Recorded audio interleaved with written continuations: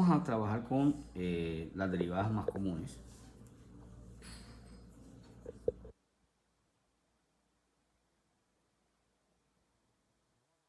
Tenemos la siguiente forma funcional, que ya está en función de x, pero que esta función es x a la n.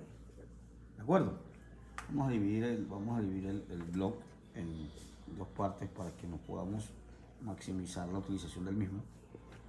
Bien, ya es igual a x a la n. La forma convencional de utilizar los símbolos de la derivada es este dy sobre dx o y'. Aquí se está derivando, es decir, la relación de qué sucede si x aumenta una unidad, ¿qué le pasa a y? Es la pregunta, eso es como lo que plantea la derivada. Cuando yo utilizo este símbolo, derivada parcial de y con respecto a x, lo que estoy planteando es que qué le sucede a esta variable, qué le sucede a y si aumenta x, manteniendo constante el resto de variables, porque aquí puede ser que y esté en función de x y de z. Entonces la variable que estoy relacionando es x y el resto permanece constante. Una palabra que utilizamos los economistas, dos palabras que utilizamos los economistas para referirnos a eso se llama ceteris paribus. Ceteris paribus se deriva y con respecto a x, que le pasa a la función dejando z constante. Bien, volviendo a esta forma funcional inicial, y' o dy de x,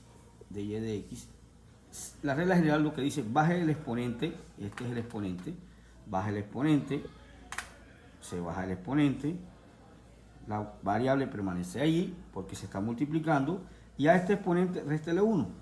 Esa es la derivada general, siempre es, baja el exponente, a ese exponente usted viene y le resta 1. Si nosotros tuviésemos, por ejemplo, ya no sería sino de la siguiente manera, y es igual a x a la n, z a la m. Mire que ya y de su forma funcional depende de dos variables, de x y de z. Ya no depende de una, depende de dos. Aquí yo utilizo la derivada parcial.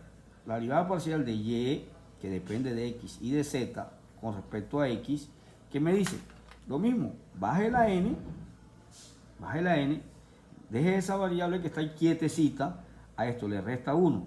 Yo no puedo eliminar esta z, ¿por qué? Porque está multiplicando. Yo no puedo, es una multiplicación. La z, ¿qué pasa a ser? Una variable constante, queda así, esa es una derivada. Y estoy utilizando la misma técnica, sino que aquí se llama derivada parcial. Este símbolo es totalmente diferente al arroba. Realmente que son símbolos que se utilizan para el caso, en este caso, para la derivada parcial, y esto fue una vaina que se inventó el man que diseñó el correo electrónico utilizando el arroba, que era una vaina métrica para medir cosas que ya en cantidades que ya no se utilizan. Vamos ahora a potencializar, vamos a llamar esto 1, vamos a llamar un 2, una derivada de suma, por ejemplo, de la suma. Bueno, la suma entre comillas. Supongamos que nuestra forma funcional es de la siguiente manera. Otra vez tenemos nuestra y, que depende de dos variables, y nos queda x a la n más z a la m. Si yo te digo derive con respecto a x, yo bajo la n, a esto le resto 1. Esta z, como está sumando, y además solamente estoy derivando con respecto a x, esta z termina siendo una constante. Y la derivada de una constante es 0. Por antología, uno acá lo que utiliza es la derivada parcial. Si la derivada parcial de y con respecto a x, ya lo que vamos a hacer, n, xn menos 1 más 0, porque es una suma. Si eso lo fuésemos a utilizar para el tema de una resta, por ejemplo, vamos a llamar un tercero, que nos quede que y de x y de z es igual a a la x n menos b z a la m. Una derivada común o una derivada parcial de esto nos daría la derivada de y con respecto a z. Vamos a derivar ahora con respecto a z.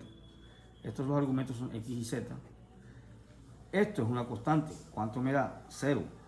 Este menos no se va porque está precediendo a esta multiplicación. Esta b no se va porque multiplica. Bajo la m, dejo la b y a la z la quieto porque es la variable que nos interesa y esto le resto 1.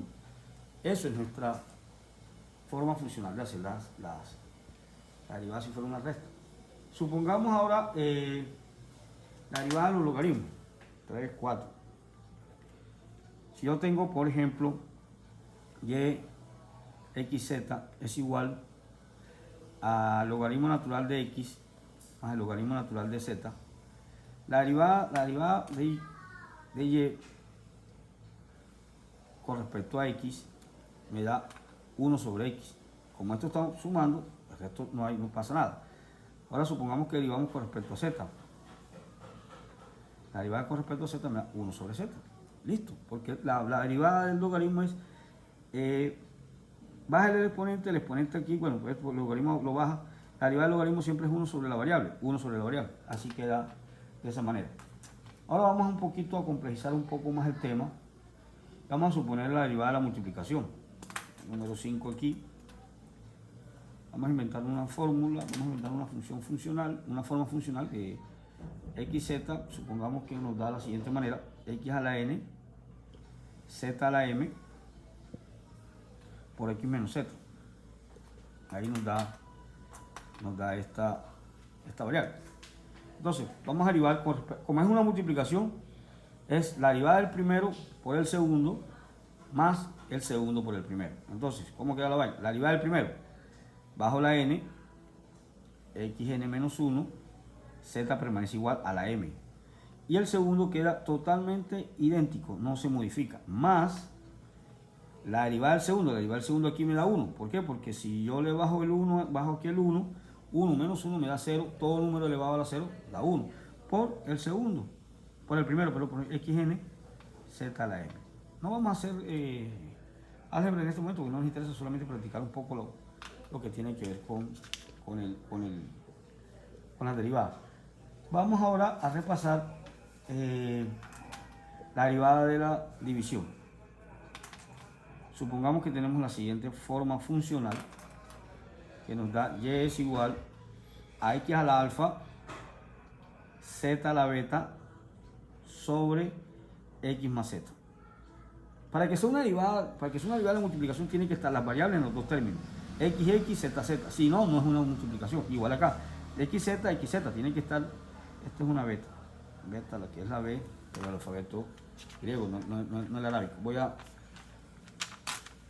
voltear la hoja, segundo. Bueno, acá mi cuadrícula. Entonces, ¿qué nos dice la derivada de la división? Nos dice lo siguiente: usted ponga el denominador al cuadrado. El denominador al cuadrado es x más z. Este es el denominador al cuadrado. Haga la derivada del primero. La derivada del primero me da, bajo el alfa, x a la alfa menos 1. Z a la beta no se va porque está multiplicando. Si fuera una suma, una resta, ahí sí se va, pero aquí está multiplicando. A esto, réstele, multiplíquelo por el denominador, réstele, ahora sí, la derivada del de abajo. La derivada de abajo con respecto a x, pues estoy derivando con respecto a x, sería 1. Bueno, estoy derivando con respecto a x, observen que estoy derivando 1, la derivada de x daría 1, y el primero queda igual. Es decir, x a la alfa, z a la beta. Déjenme ver si no estoy cometiendo ninguna locura. El cuadrado del primero, el cuadrado del denominador, la derivada del primero con respecto a x bajo el alfa, z queda igual, por el de abajo, no se modifica, menos la derivada del de abajo, que es la derivada de x, es 1, la z se va porque es una suma, mira que aquí se va porque suma, no es por una multiplicación, y el primero queda igual, entonces así queda esta vaina, no se modifica. Y por último, o la más reciente, no es el último, la más reciente, porque el último es el último. Supongamos que tenemos y, pues esto es una x complementa y x, z, es igual a x a la n más z a la m elevado a la n. Esto se llama regla de la cadena. Entonces, ¿cómo se deriva esto? Bajamos el n que está acá en el cuadrado x a la n más z a la m. A esto le restamos el 1 tradicional y lo multiplicamos por la derivada interna. La derivada interna es con respecto a n acá. Y nos queda n a la x, n menos 1. Breve. Bueno, n con n nos daría n al cuadrado. Ahí aquí que nos queda sencillo esta multiplicación. Z a la m, n menos 1 por x a la n menos 1. Entonces queda entonces demostrado que las derivadas solamente son prácticas. No es más nada. Todas las derivadas dan de la misma manera. Entonces no hay forma sino seguir practicando.